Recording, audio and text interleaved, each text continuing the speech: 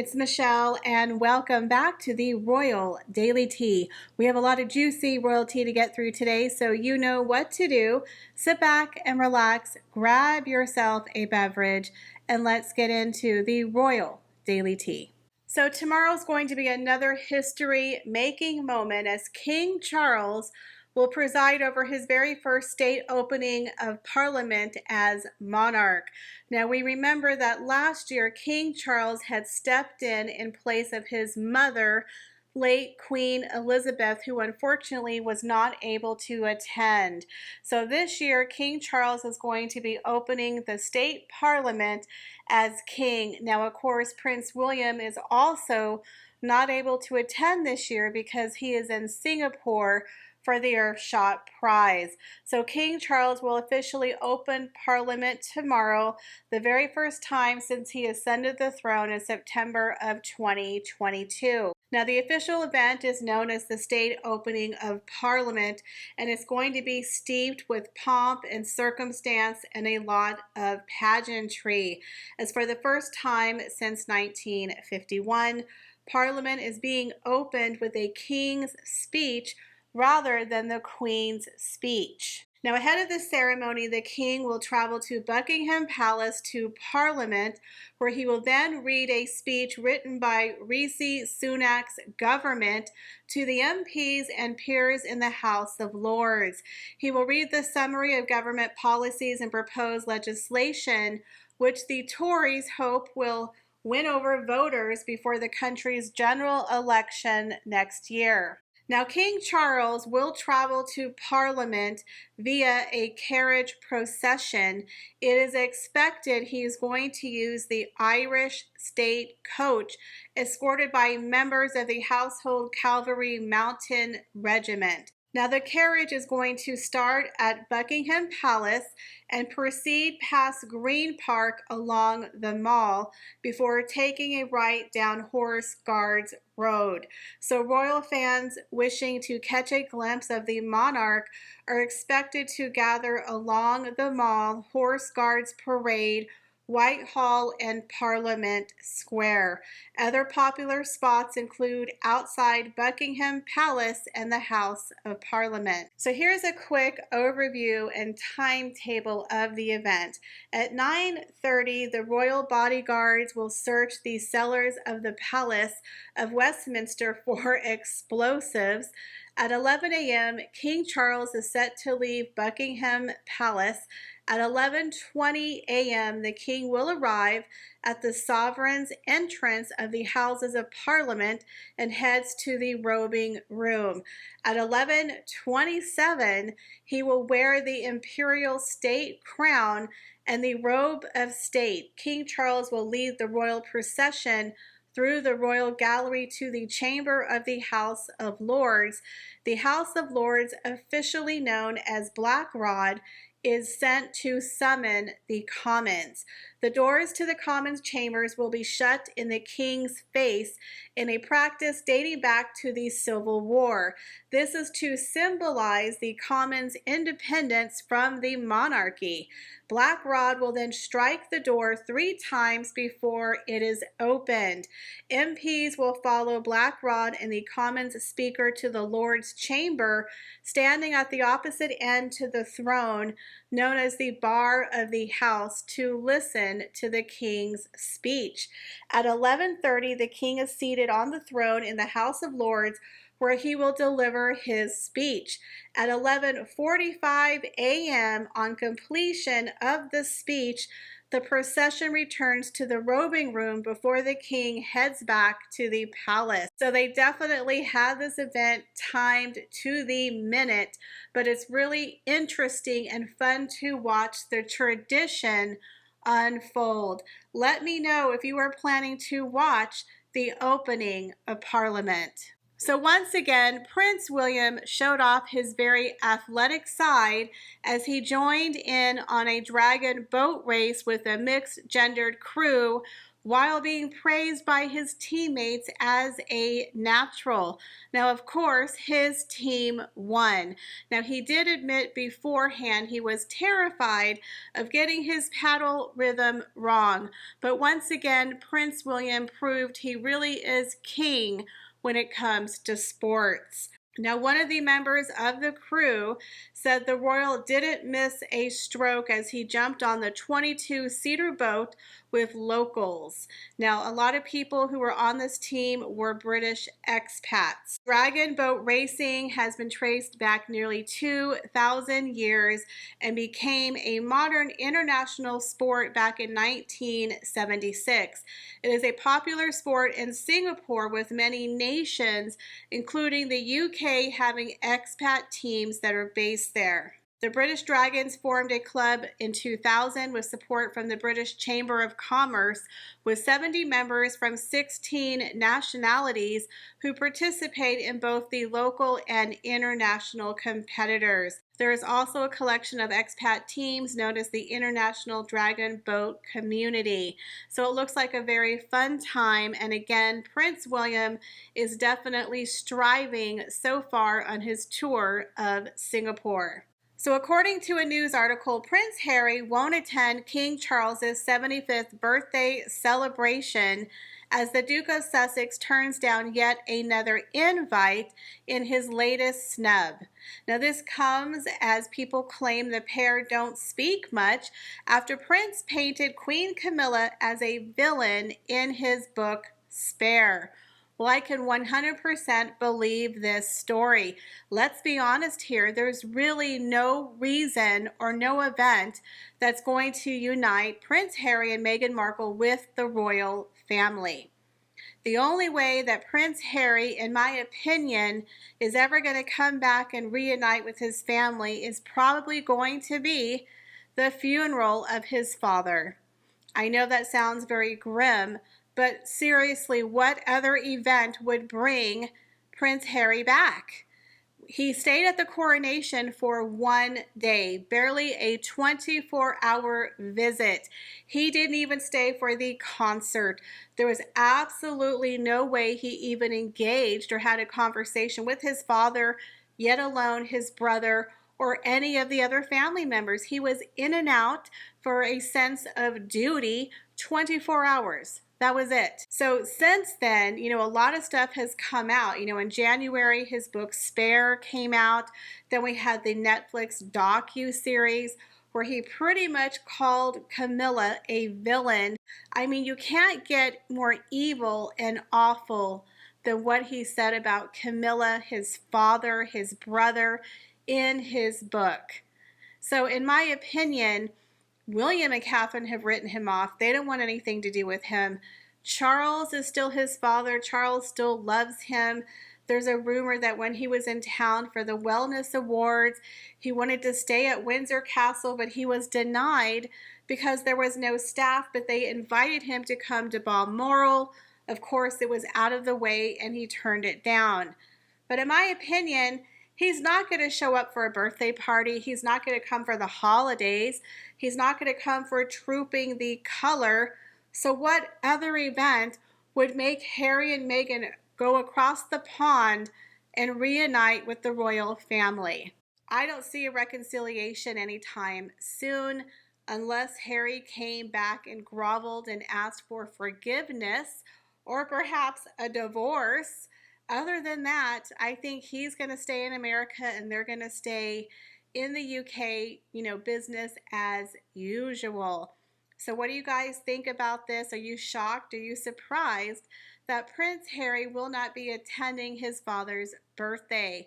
And are you like me and believe that Prince Harry will never reunite back with the royal family unless it is for his father's funeral? So is Prince Harry trapped in a Hollywood marriage from hell where it's all about public appearances, branding, and PR stunts? In my personal opinion, I believe that is 100% the case, and they're eventually going to end up with what is known as the Hollywood split. Most recently, stars like Jada Pinkett Smith dropped a huge bombshell when she was out promoting her book, Worthy, should be called Narcissist, where she let everyone know that her and her husband, Will Smith, had actually been uncoupled or separated for the past 7 years. Also, people like Meryl Streep, huge Hollywood star who was married for over 35 years, let it slip that her and her husband had separated and divorced like several years ago before it became public news. This is the new Hollywood strategy where you pretend to stay together for your brand, not to have anything negative tarnish you like a divorce. So a famous former Vanity Fair editor has claimed that Meghan Markle and Prince Harry's marriage should last years and not decades. Now, I've been saying this for years. I give it another 2 to 3 years tops, and their marriage is going to bust. I do not see Harry and Meghan making it to the 10-year mark. You guys, they've only been married 5 years. Look what has happened in 5 years. Can you imagine another 5 years? It is not going to last past 2 or 3 years unless he can absolutely stick it out for the kids.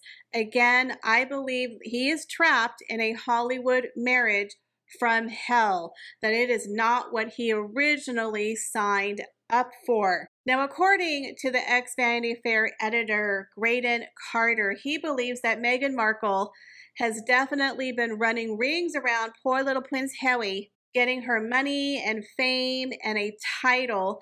And he believes that his usefulness is diminishing daily. I definitely believe there's a lot of truth in that Meghan is trying desperately to get in with the A crowd. With Meghan Markle, this is her dream life.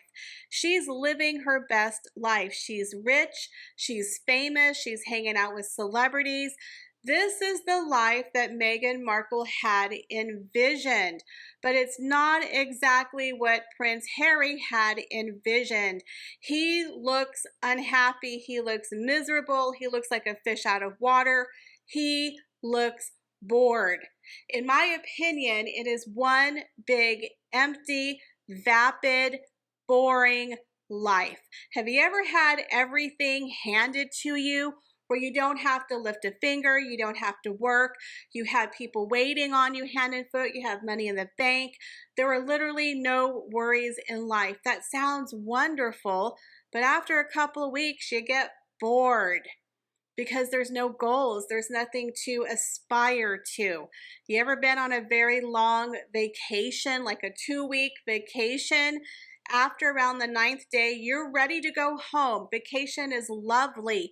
It's fun. You're relaxed. You're doing nothing but eating out and traveling, and you're having a good time. But after over a week, maybe 2, I get bored. I want to go home already. I want to go back to my normal life and do my normal things. In my opinion, Harry and Meghan have been on a permanent vacation for the past 3.5 years, what we call Megxit. It is a boring, empty vessel, vapid life where there's nothing to do but walk around and take photographs and set up fake PR stunts, or write another one of Meghan Markle's word salad speeches, or telling people, I'm a mom. I'm a mom, or I'm married to this one over here. I'm so normal, right? This is a woman who is constantly out at Beyonce concerts. You know, they've gone on 2 vacations in 30 days. They literally are taking a vacation from a vacation because their entire life is one vapid nothing burger. So then you have the real royals who are out doing something in the world. You have to remember that Prince Harry was born into the royal family, who has a duty, who has a sense of purpose, who has a life mission. You know, a lot of people say, well, the royal family doesn't do anything. They actually do a lot. King Charles started the Prince's Trust Foundation Out of his own paycheck, it's been around for 50 years. They've helped over 1 million young people find jobs, get special training and education, especially people of color. Now we have Prince William, who is tackling Earthshot Prize. He's tackling the environment. He also has his homelessness initiative. We have Catherine doing the early years education. They both tackle mental health. They are out doing a lot of positive things. They have a mission. The royal family has a life of purpose. They have a life of service. In exchange, they get to live a very nice life, but they dedicate their entire life to people, to serving the Commonwealth. The Queen especially dedicated her entire life, 70 years, to the throne.